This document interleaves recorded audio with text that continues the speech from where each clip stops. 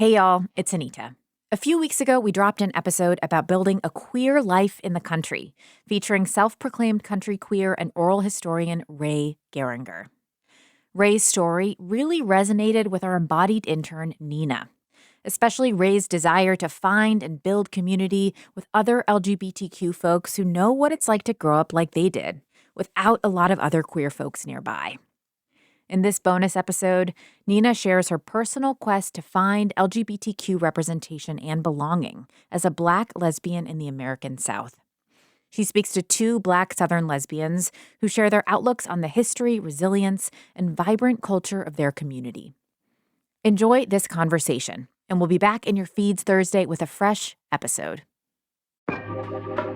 This is Embodied, our show tackling sex, relationships, and health.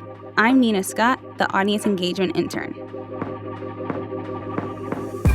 I came to terms with being lesbian about 4 years ago, during my sophomore year of college.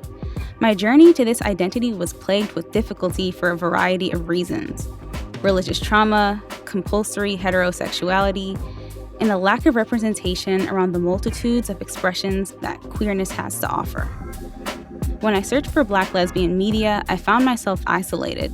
In the minuscule amount of representation we have, so much of it is tied to northern metropolitan environments like Chicago, New York, and Philly.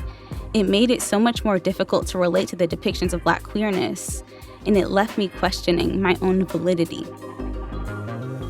As a small-town, Southern Black lesbian, I was desperate to know, does Black queerness even exist below the Mason-Dixon line? And if it does, why isn't anyone talking about it?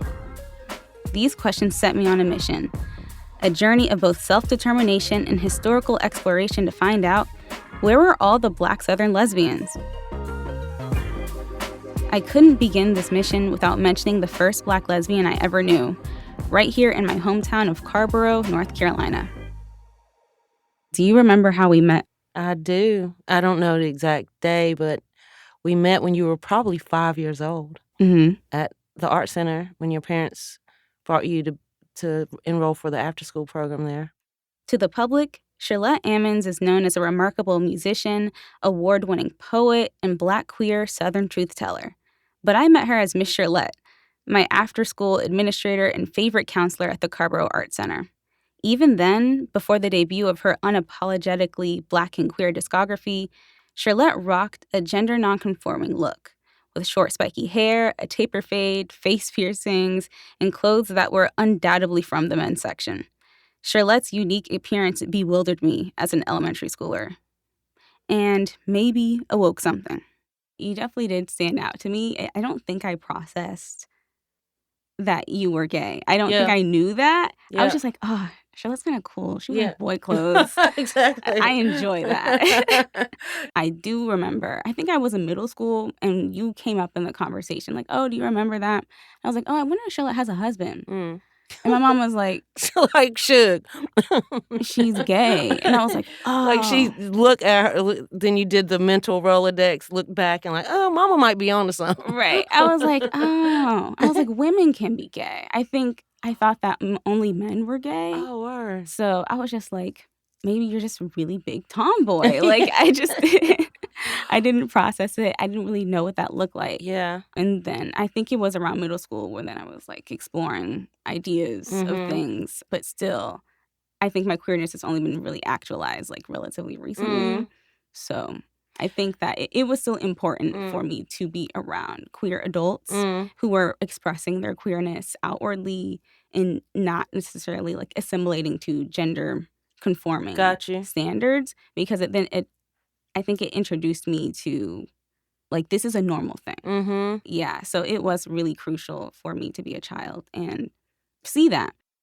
In my teen years, I had to actively search for media that showcased that queer people of color have always existed, thrived, and contributed to society. But even after so much exploration, narratives about Black queer folk in the South are noticeably absent from the mainstream. As a young adult, I'm now realizing it may be my responsibility to document the lives of Black queer Southerners. My connection with Shirlette created the perfect jumping-off point to investigate. From generation to generation, what does queerness look like for Black Southern lesbians? the town I grew up in, Botanka, is just like right below Mount Olive. Most people know Mount Olive because of Mount Olive pickles. Botanka is like a blink of a town. It's that small.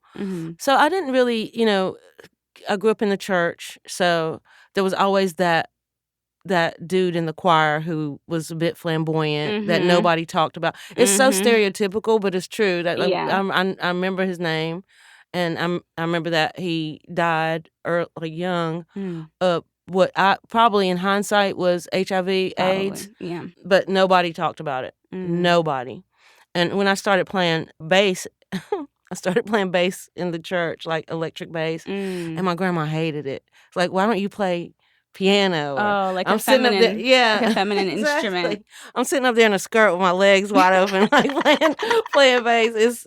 It's in hindsight, it's pretty funny, but I mean, I've always felt comfortable, being me. Like tomboy is accurate. I think both. It's like kind of both. And I was always a tomboy, and I probably was always queer. But tomboy was the language that was like not sexualized, that could talk about like the fact that I would rather, wear pants instead of a skirt, But I think growing up in the country where you're outside and, I have a ton of cousins and a twin sister. We all grew up playing outside together, getting dirty together. Like gender was like really, there were no lines really in terms of what we had access to or how we played. The lines came on Sunday when I had to put a dress on. And that was, it's like pulling teeth. Like I hated it. Yeah. But yeah, I feel like I've always been who I am. And in some ways being that rural experience gave me, ironically, a freedom. People talk about like the stereotype of Blackness and Southernness and Christianity and how we're not necessarily inherently comfortable with queerness and part of that is true, but the other part of it is that there is an unconditionality in the way I was loved and nurtured. And when I came out, I don't know if I actually came out. I just showed up. I would just bring girlfriends home. Just my girlfriend, but not girlfriend, you know what I'm saying? Just a home girl. But, Yeah. probably a little more than that. But, right, yeah. And everybody knew, but nobody said nothing. And all the folks I brought home were just accepted that if Charlotte brings them, I trust them. And that was that. Right, yeah. That's very beautiful. It That's is. Really beautiful. I don't take it for granted in hindsight, I know my experience is not the experience of a lot of queer Black Southern kids. Charlotte's experience prompted me to explore even more discussions of Black queer Southernness. In my pursuit, I ended up at the Black Queer Studies Conference at UNC Chapel Hill, where academics from all over the nation convened to discuss their research and the future of academia in the current political climate. One scholar discussed the lack of research regarding experiences of Black lesbians in the American South. She referenced her own work as an ethnographer, documenting DC's Black lesbian nightlife. After the conference, I knew I had to talk to her. My name is Nikki Lane. I'm an assistant professor at Duke University. I work in the Gender, Sexuality, and Feminist Studies department here. My work tends to focus on Black queer life and American popular culture. I'm a linguistic and cultural anthropologist by training, but consider myself an interdisciplinary scholar because I do work across a variety of different genres. While the research is sparse, Dr. Lane noted that Charlotte's experience in the rural South has been echoed in other work. One of the things that comes up for me is E. Patrick Johnson's collections of oral histories from Black lesbians in the South, Honeypot. And one of the things that stood out if you read those oral histories is that a lot of people are echoing some of the sentiments that Charlotte is making, which is that like being Black and a lesbian in the South looks very different, in part because, especially if you're in a rural area, because of the differences in the gendered expectations, the kind of work you're presumed to be able to do. For example, there's all kinds of things that are present that make life in the South very different and distinct. And I think those are really important to kind of to imagine and to think about for Black folk in the South. Dr. Lane's work has predominantly focused on Black lesbian nightlife in D.C., but she grew up in Atlanta, Georgia. She pointed out that the Southern experience is not monolithic. Southern metropolitan areas can offer drastically different experiences in comparison to rural areas. I remember being at a Black Pride in Atlanta.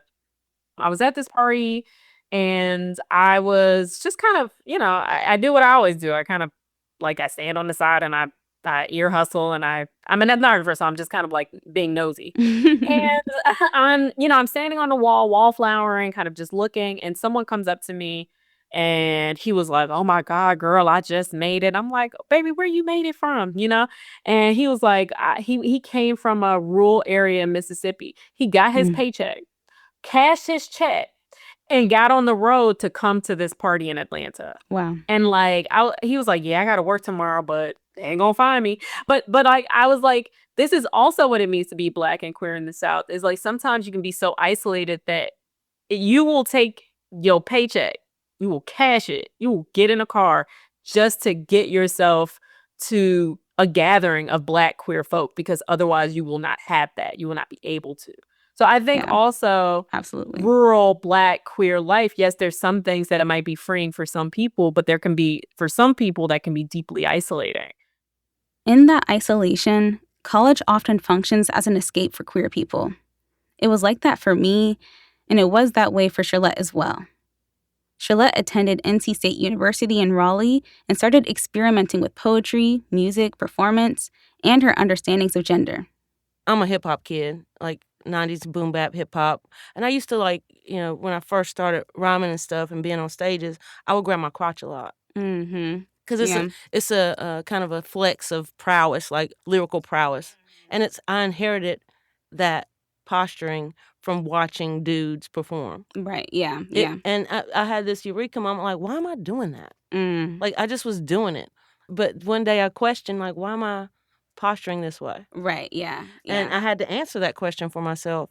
And the answer was because this was, like, the way masculinity was presented, and the way, like, you flex how dope you are as an MC, and the bigger your balls, the harder you are as an MC. And I was like, well, are there any other examples where I don't have to do that or not emulate some of the more toxic traits of masculinity in my work? So yeah, I started using my art and my identity as an outlet for kind of changing that narrative and making it more specific to my experience. I mean, we had examples of women in hip hop in the 90s, like Lil' Kim, Foxy Brown, but they were hella femme and did not look.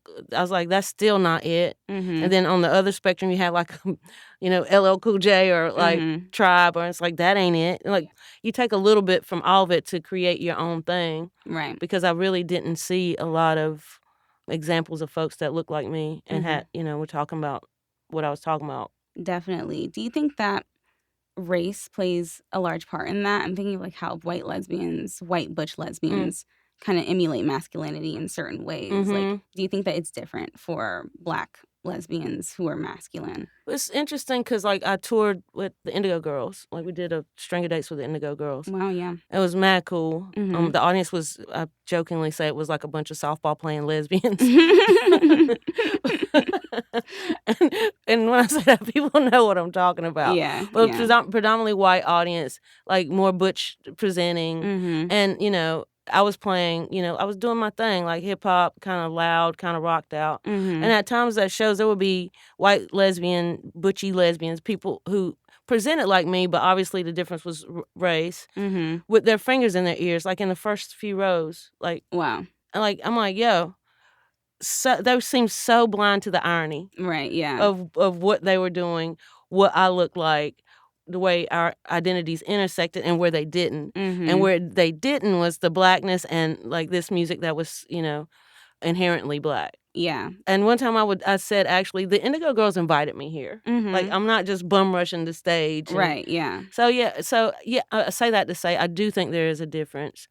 And also I think in some ways, and they think this is white women's stuff to work out. Sometimes white butch identified women protect their own thing at the expense of us. And so I've seen that change over time. Right. For sure. Yeah. But that experience still sticks with me for a reason. Yeah. And I'm like, because that was actually harmful to me. Yeah. It's disrespectful. And mad disrespectful. Yeah. So I guess the answer is yes. Yeah. Yeah. So with that, do you ever feel like your Blackness and your queerness are incompatible? Child, that's a great question. That's a really good question. Yes. Yes. Yeah. Sometimes my queerness allows me access to spaces that my Blackness does not, Mhm. and vice versa. Like, most of my audience is like kind of subversive, queer, left, radically political white kids. That's my predominant audience. But I'm making Black music, Right. and I'm making Black music, and sometimes that can be disheartening. You're like, where my people at? Right. Yeah. And it's not like my people ain't in the room. The queer, radical, dissonant troublemakers are my people too. Right. I didn't invent this issue. Like, this goes way back. I mean, even Jimi Hendrix used to talk about, making blues music and performing in front of a predominantly white audience. So, I think quite often.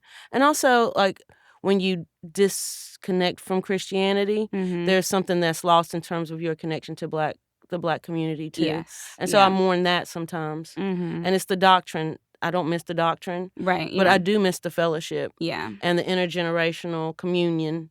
Like, I don't get to be around Black elders on Sunday morning like I used to. And that's, like, because of my distance from that practice. Right. Yeah. So, do you feel that? Absolutely. Yeah. I think I've been talking with my friends about it. I think now that we have neurodivergence, like, as a large part of Gen Z culture, it also complicates things. I definitely don't fit in with, like, neurotypical Black people. I don't have much tolerance for straight Black culture at all. It's never felt welcoming for me or relatable. I think it's just there's a lot. I think Black folks, I'm trying to see how I can word this in a politically correct manner, with knowing I have a probably white audience listening to it. So I'm also thinking of that level of perception. But I think that because of probably slavery, Jim Crow, we have a lot of very rigid gender constructions of performing masculinity in a way that was robbed from Black men. There's performing femininity in a way that was robbed from Black women. And so I think we might double down really, really hard on those structures. And it ends up being really exclusive, even to straight people, like straight Black people. I don't think that y'all actually want these certain standards. Exactly. And you would benefit, too, from questioning it. Yeah. But I think that it gets even more difficult, especially with the idea that kind of like being gay is a white thing. I hear that kind of, I don't know, it might not be said explicitly, but it's like, oh, those white people with those crazy outfits and the way that they dress.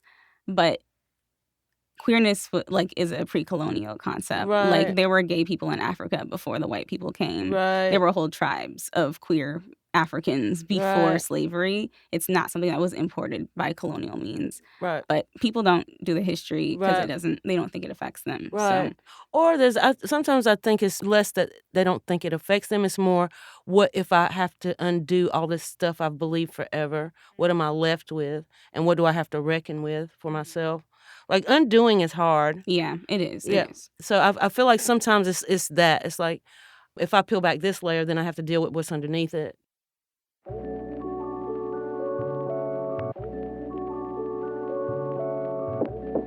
In southern and rural areas with less access to education and diverse populations, queer folks often leave for a more inclusive environment. But for folks who decide to stay, finding a place where our queerness, southernness, and Blackness can coexist is a difficult feat. As I have explored my own queerness and neurodivergence, I've had to mourn the Black communities that excluded me and did not accept me. Although we are united by our experience as racialized people, harmful beliefs like homophobia, transphobia, ableism, and even misogyny are still prevalent within the Black community. In other spaces, though, anti-Blackness becomes another barrier for Black queers in search of belonging. In Nikki Lane's work as an ethnographer in D.C., she found similar narratives to Charlotte's experience of racism within white queer spaces. The experience of segregation, I think, if anything, is probably the thing that I think is most prominent and most important when thinking about queer life in the South. Right. It's that you have to pay attention to the way that segregation marked those places. And then the question becomes, do the Black gays have to party separately? Do they have to? Right. Or do they just feel more comfortable doing so? Or it's not even about comfort, because in Washington, D.C., there was actual, so a lot of the gay clubs, the white gay clubs specifically, were racist. Mm-hmm. So some of my informants who were around D.C. in the 80s and 90s, they would describe going to like a white gay or lesbian club in the city, and they would have to produce multiple forms of identification. If you just had your ID on you, which is usually what most people have when they're going out, you would have to find another form of ID in order to get in. So they had these kinds of practices at a lot of these white, gay, and lesbian clubs that would prevent or, would be openly hostile to Black folk when they went into them. So part of what you see is a lot of Black queer folk often flock to places where there are a lot of Black people. Black queer folk tend to congregate in places that are majority Black. Kind of going back to the story about, you talked about the man coming to Atlanta to party. I relate to that. My family moved out to a more rural part of North Carolina. It's becoming more suburban over time.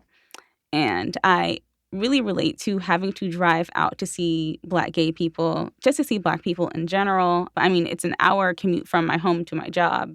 It's an hour commute to Durham. And it's a hike. It's a hike every time, but I will do it every time because this is how I find my community. This is how I find my people. But I don't think people talk about that element of how car dependent the South is.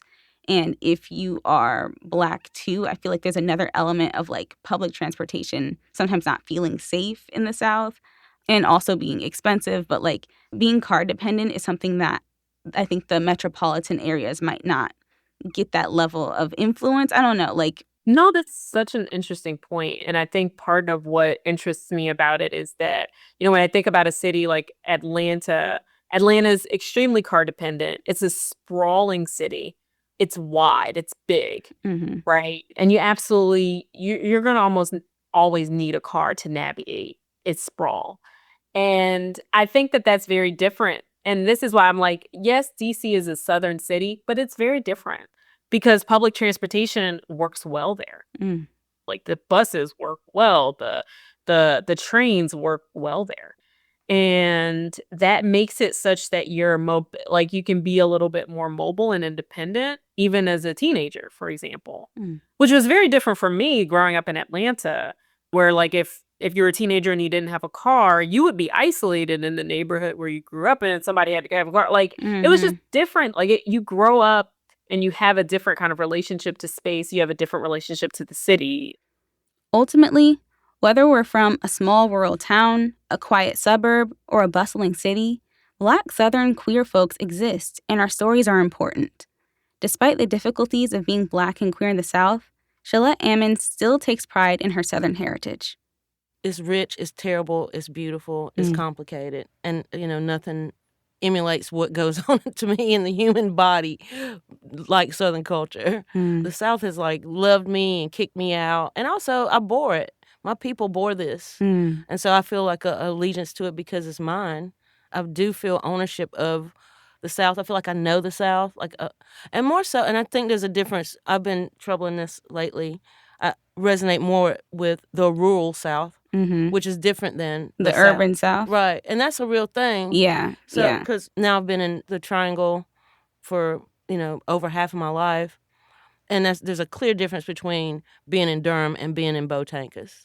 That rural experience and what it taught me about observation and quietude and listening and are things that I feel like are inherent to my experience growing up in rural culture. And I also think, some of the most brilliant people I look up to come from the South. I always say I think there's something in the water here. Unfortunately, a lot of people left for, viable reasons. You think about your Nina Simone's and Coltrane's and George Clinton's and... Yeah, I know Nina Simone was born in Appalachia. Right, exactly. Yeah. So, and left because she was, over it and over how she was being treated in the South. So I do feel like there's something about the experience that lends itself to, and not to romanticize it at all, but there's something about how deeply the Black experience is seeped in the soil here that I find inspiration in. In academia, Dr. Lane is hoping for more research on the Black queer South. The problem is that there aren't a whole lot of folks who are doing this work. That's just the truth of it. The person who always comes to my mind is Kemi Adeyemi, who writes about Chicago. So she writes about Black lesbian leisure spaces in Chicago. There's work about New York City. Mignon Moore writes a book about Black middle-class lesbians raising children in New York. But for the most part, it is something that is missing, I think, from kind of our understanding. Part of what's so interesting about thinking about the South, right? Thinking about Blackness and queerness from the South. I'm excited to see what new projects emerge because there are so many interesting questions that come up when you start thinking about the material reality of what it means to live in the South. Part of my hope is that we continue to have more of these conversations, continue to collect more information about Black queer life in the South so that we can get to the nuance of the variety of experiences. Seeking stories like these is likely the beginning of a lifelong journey of mine. I've only come to terms with my queerness in the past few years, and it was an uphill climb that I wish to make easier for the baby gays behind me. My difficulties with self-actualizing were a product of a system that intentionally erases the contributions of Black people, women, queer folks, and the American South as a whole. Black Southern lesbians exist, and our stories deserve to be told.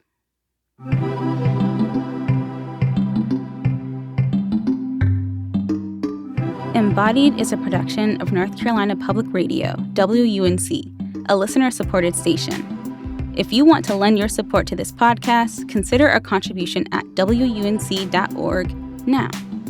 This episode was produced by me, Nina Scott, and edited by Amanda Magnus. Anita Rao is our host, Kaya Finley is our producer, and Jenny Lawson is our technical director. Quilla wrote our theme music. Be sure to check out our Instagram page at Embodied WUNC and stay up to date on our upcoming episodes and behind-the-scenes sneak peeks. Until next time, I'm Nina Scott. Planet Money helps you understand the economy. We find the people at the center of the story. Garbage in New York, that was like a controlled substance. We show you how money influences everything. Tell me what you like by telling me how you spend your money. And we dig until we get answers. I had a bad feeling you're going to bring that up. Planet Money finds out. All you have to do is listen. The Planet Money Podcast from NPR.